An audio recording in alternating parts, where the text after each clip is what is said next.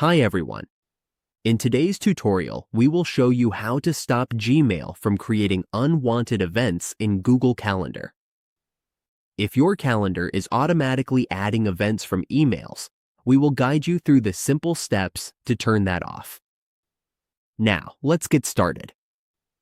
On your Google Calendar, all you have to do is click your settings in the upper right corner of your dashboard. Once you're here, click the settings again.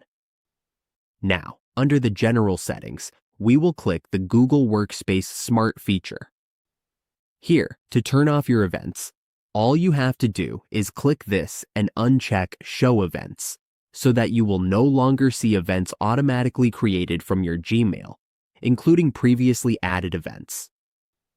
Just make sure that once you uncheck it, Gmail will no longer create unwanted events. And that's how we stop Gmail from creating unwanted events in Calendar. With these quick settings, we can keep our calendar clean and only add events we actually need.